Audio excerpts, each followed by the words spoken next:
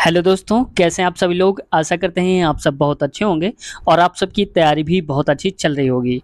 दोस्तों, आज हम रेलवे ग्रुप डी का पिछला पेपर सॉल्व करेंगे और पार्ट नंबर 57 होगा। ये सारे के सारे जो हम क्वेश्चन पेपर करवा रहे हैं वो पिछली बार रियल क्वेश्चन पेपर हैं। सारे के सारे जो पूछे गए थे पिछली बार वही हम आज करवा रहे हैं। 57 के पार्ट में आज हम इसको कवर करने वाले हैं। दोस्तों, आपको साथ ही साथ पेन और अपनी कॉपी लेकर के बैठना है, ताकि जब भी कोई इंपॉर्टेंट टॉपिक आएगा वीडियो में यहाँ क्वेश्चन को देख करके तो हम आपको बताएंगे, तो आप वो टॉपिक भी नोट कर लीजिएगा। उस टॉपिक को अगर थोड़ा सा भी आप ध्यान देते हैं, उसको पढ़ लेते हैं, तो आगे आने वाले समय में आप देख पाएंगे कि और भी आपका स्कोर इंक्रीज हो जाएगा। तो दोस्तों, शुरुआत करते हैं आज की वीडियो की।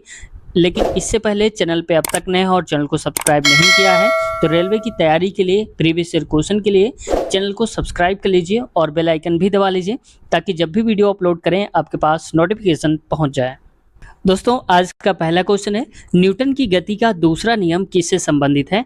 तो देखो, यहाँ पर जड़त्व के नियम से भी जाना जाता है, तो मेरे हिसाब से इसका आंसर गलत दे के रखा है, क्योंकि न्यूटन की गति का जो दूसरा नियम है वो जड़त्व के नियम से नहीं जाना जाता है। ठीक है, आप देखते होंगे F बराबर ma होता है, तो ये उस पे होता है, लेकिन जड़त्व का नियम जो आता है वो पहले नियम के अनुसार आता है। इसलिए यहाँ पर ऑप्शन में होना चाहिए या फिर क्वेश्चन में होना चाहिए था, न्यूटन की गति का पहला नियम किससे संबंधित है। ठीक है, अगला तो क्वेश्चन देखते हैं, और आपके हिसाब से क्या है आप जरूर बताना कमेंट में। ठीक है, देखेंगे हम आप सबके कमेंट, आप लोग क्या कह रहे हैं। अगला क्वेश्चन देखो, नेक्स्ट है, इस पे कह रहा है एक कार के मूल्य का वार्षिक मूल्यह्रास 10% है, 4 वर्ष बाद कार के मूल्य में कितने प्रतिशत की गिरावट आ जाएगी। तो देखो दोस्तों, मान लिया हमने थोड़ी देर के लिए कि अगर कोई वस्तु है ये कितने परसेंट की आएगी, गिरावट हो रहा है। मूल्यह्रास का मतलब क्या है, कमी हो रही है। अगर कोई चीज़ 100 रुपए की है, गुणे में अब देखो 10% कम हो रहा है हर साल, तो इसका मतलब है कि 10% कम हो रहा है, तो 10 और परसेंटेज हटता है तो नीचे सब आता है, 0 से 0 आप काट दो, तो यहाँ पर आ जाएगा 1/10। यानी कि अगर 10 रुपए की कोई चीज़ रही होगी तो 1 साल के लिए हम निकाल रहे हैं, तो यहाँ पर 1 रुपए कम होती है हर साल, 4 साल के लिए इतना कम हो जाएगी। तो यहाँ पर करेंगे 9/10। 10 क्यों, क्योंकि पहले वाला रेट और बाद वाला रेट, और ये हमेशा होता रहेगा कितने साल तक, 4 साल तक।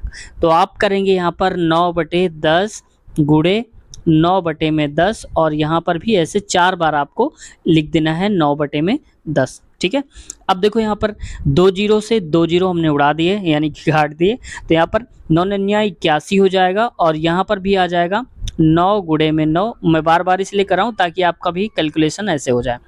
अब 9 × 9 होता है, 9×8 = 72 हो जाएगा, तो यहाँ पर लिखेंगे 72 और गुणे में फिर से 9, नीचे 2 जीरो रहेंगे, इसको हटा के 9×9 = 81, 9×2 = 18, 8 = 26, 9 × 7 = 63 और 2 होता है 65, पर 6 होगा, ये सही होगा। 65.61 रुपए कम हो जाएंगे। तो आप बताओ कि 100 रुपए की कोई चीज़ थी, उसमें से ये 65.61 कम कर दो आप।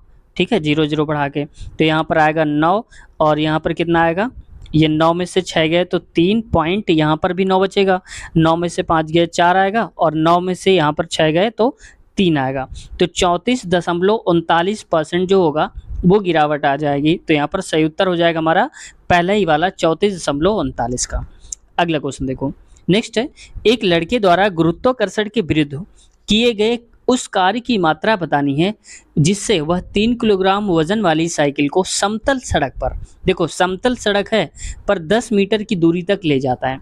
हमें पता है कि जो बताना क्या है, इसमें से किया गया कार्य बताना है। कार्य की मात्रा तो होता है W बराबर F × S, और FS हो जाएगा F बराबर mg हो जाएगा, और cos थीटा लगा दो आप।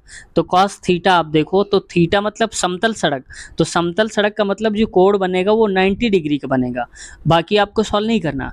तो cos 90 अगर हम जब भी रखेंगे तो cos 90 की वैल्यू हमेशा क्या होती है दोस्तों, तो ये होती है यहाँ पर 0 होती है, तो बाकी आंसर भी हमारा 0 आएगा। यहाँ पर कोई भी वैल्यू अगर आप पुट करेंगे, ठीक है, mgs लगाएंगे, F बराबर mg लगाएंगे, तो भी यहाँ पर क्या हो जाएगा, 0 ही आंसर आएगा। तो इसलिए यहाँ पर 0 जूल कार्य होगा, याद रखना।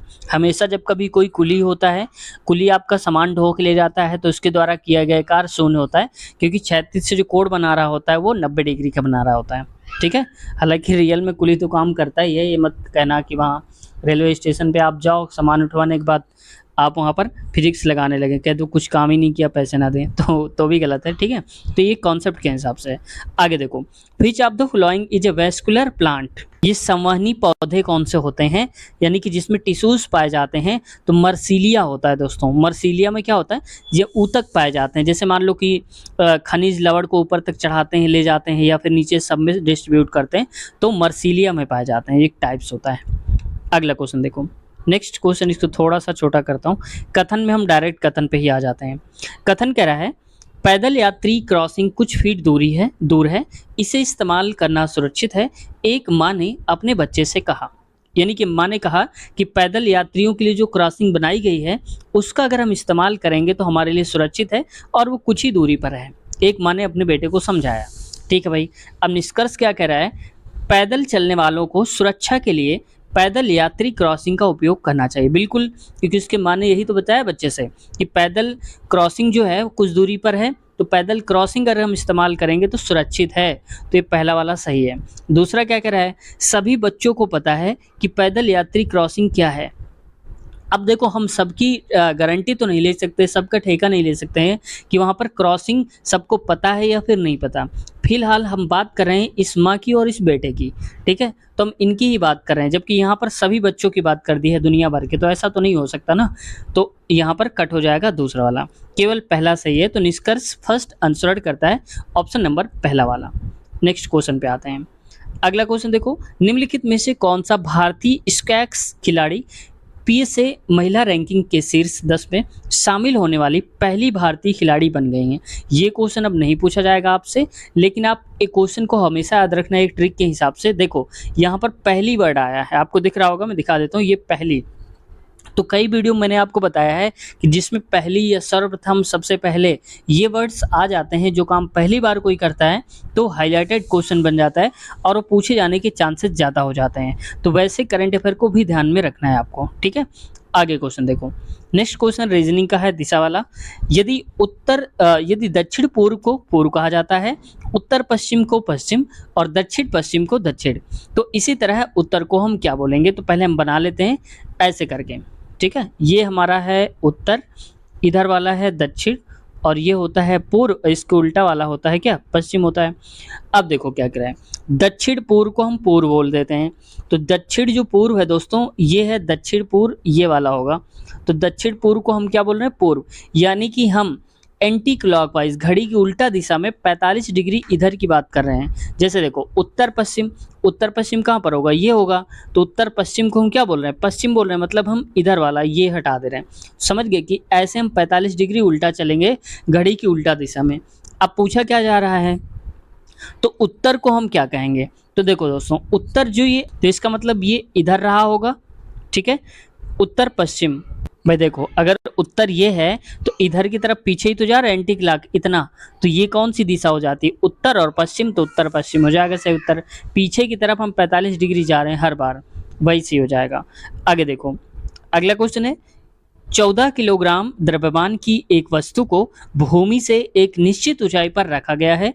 यदि वस्तु की स्थितिज ऊर्जा 560 जूल है तो भूमि की संदर्भ में वस्तु की ऊंचाई ज्ञात करिए। यानी कि मान लो कि कोई ऊंचाई है, यहाँ पर कोई वस्तु रखी है, ठीक है, तो बताना ये कितनी ऊंचाई पर रखी हुई वस्तु है।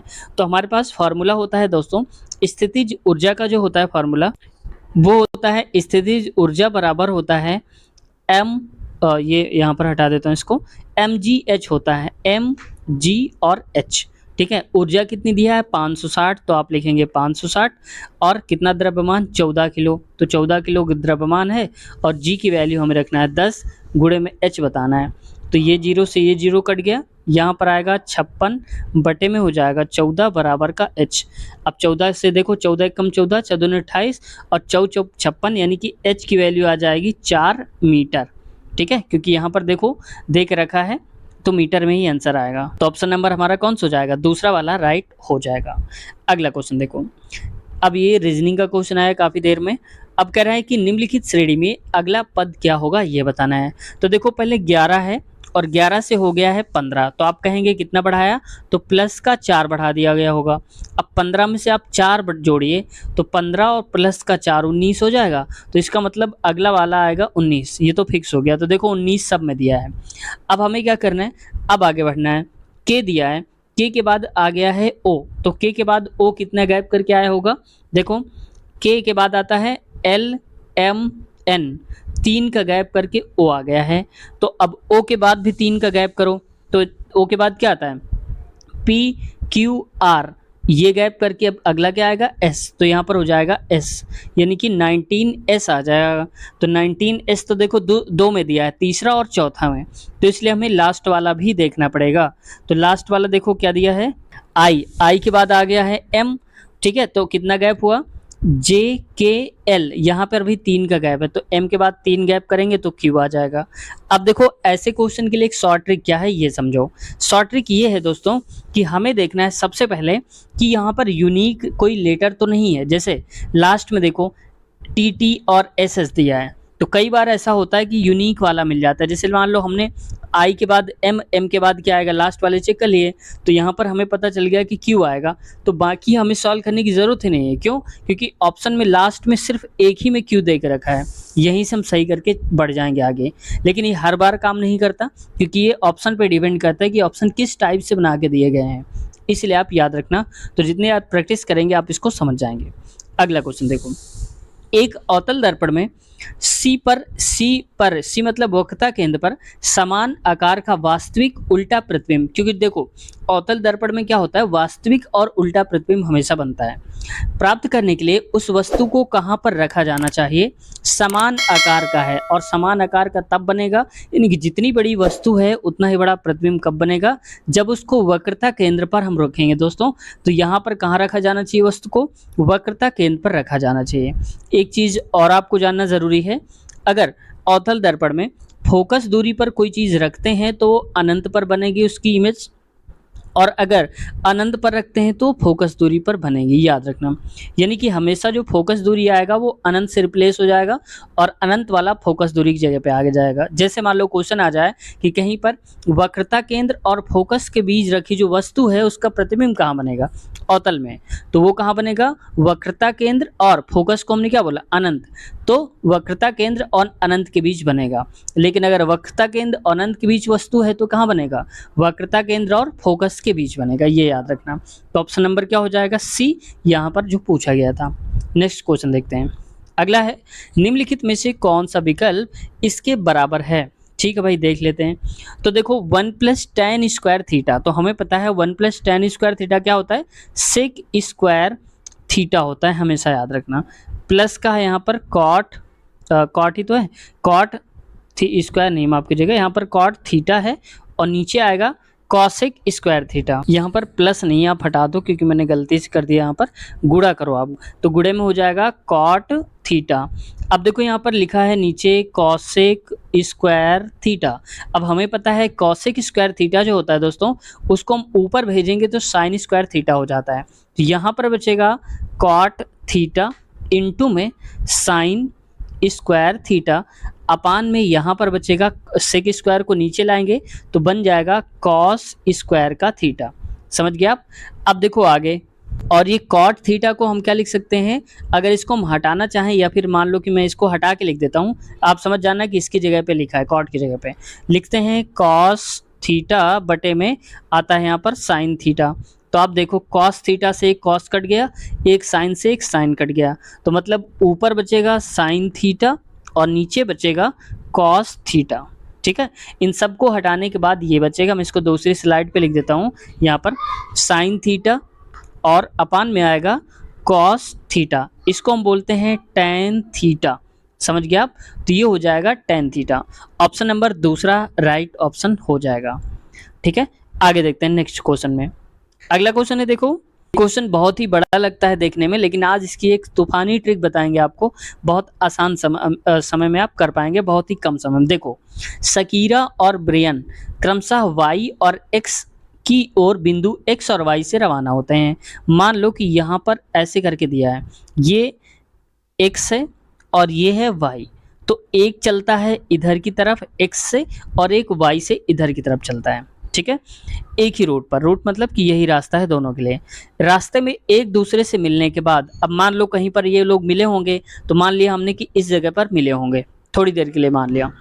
मिलने के बाद शकीरा को अपने गंतव्य तक पहुंचने के लिए, जैसे मान लो कि ये है, ये x मिला होगा, x किससे चलने वाला जो होगा वो यहाँ पर मिला होगा, फिर इसके बाद वो पहुंचा 7.5 घंटे में, और दूसरा जो मिला होगा यहाँ पर वो इतनी दूरी जो तय करी होगी वो करा है 2.7 घंटे में, ऐसे करके, ठीक है।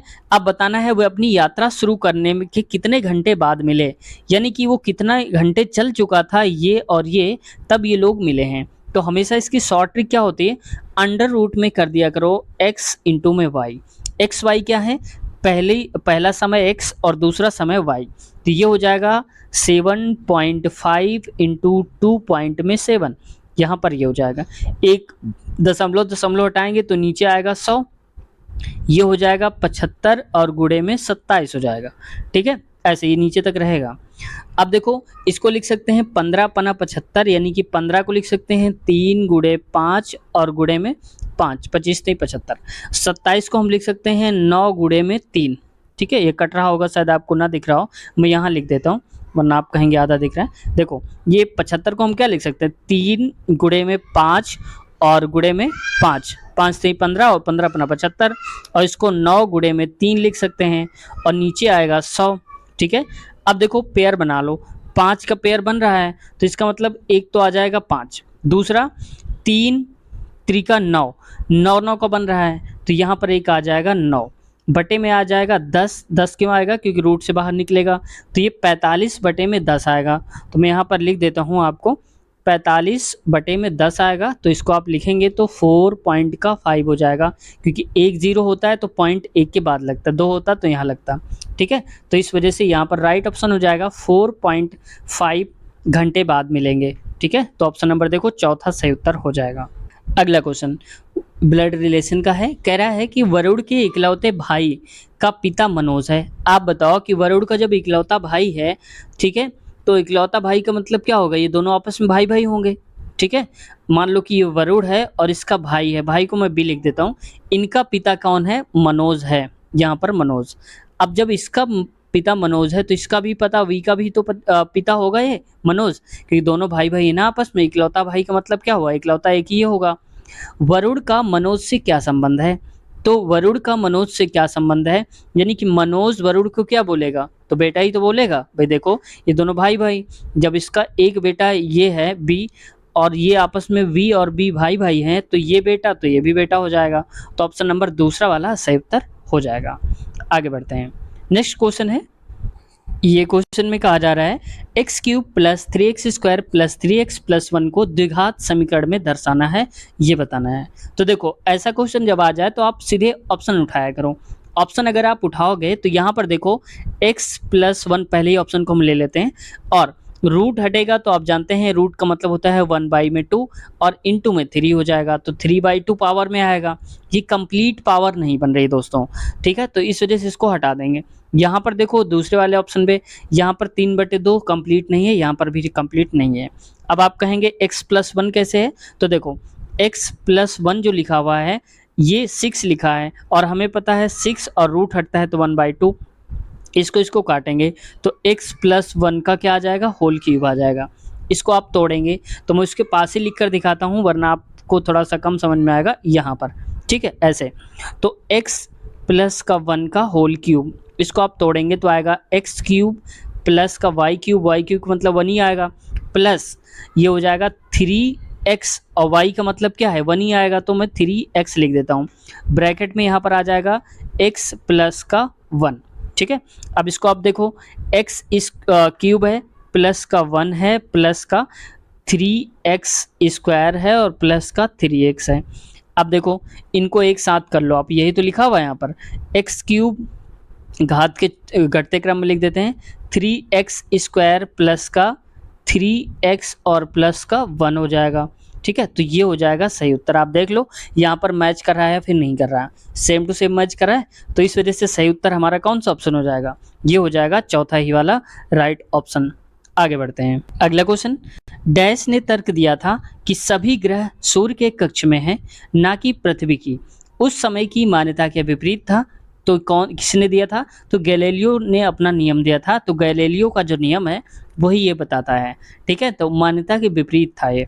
ऑप्शन नंबर तीसरा सही उत्तर हो जाएगा। नेक्स्ट क्वेश्चन देखो, 2018 राष्ट्रमंडल खेलों में भारत ने कितने स्वर्ण पदक जीते थे? तो ये 26 जीते थे।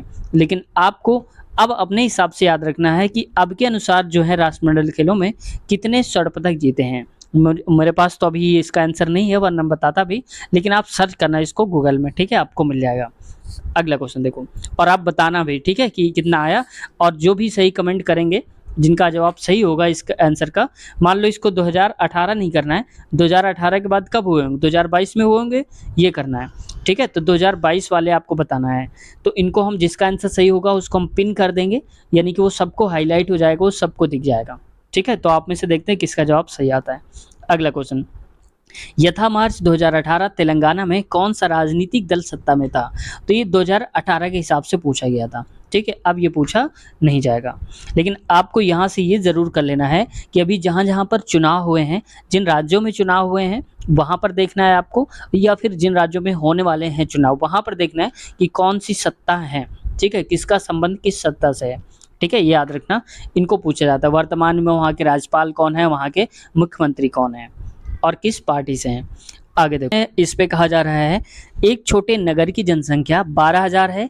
यदि जनसंख्या दर वर्ष यानी कि हर साल 15% बढ़ती है, तो 2 वर्ष में उस नगर की जनसंख्या कितनी हो जाएगी? तो देखो, जनसंख्या जो हो जाएगी दोस्तों, इसमें मिश्र धन वाला फार्मूला लगेगा, P, यानी कि जैसे हम P करते थे ना, 1 + R/100, और नीचे ये ऊपर आ जाएगा N, तो ये टोटल आएगा। तो मान लिया x आएगा, जो उस नगर की जनसंख्या कितनी होगी, मान लिया कि x होगी। फिर मतलब वर्तमान समय में 12,000 है, इसको लिखेंगे 1+, और ये कितना है 15%, तो आप लिखेंगे 15 बटे में नीचे 100। कितने साल के लिए? तो 2 वर्ष ऊपर लिखेंगे 2, 5 3 15 और 5 दूनी में 10, यानी कि ये हो जाएगा, मैं यहाँ से लिख देता हूँ, 12,000 गुणे में ये आ जाएगा 20 3 23 बटे में 20, और यहाँ पर फिर से आ जाएगा 23 बटे में 20। अब देखो 2 जीरो से ये 2 जीरो, ये जीरो कट गए। ठीक है, 2 दूनी दूनी 4, और 4 3 12, यानी कि 30 यहाँ पर आ जाएगा। तो ये हो जाएगा 23 गुणे 23 और गुणे में 30 हो जाएगा।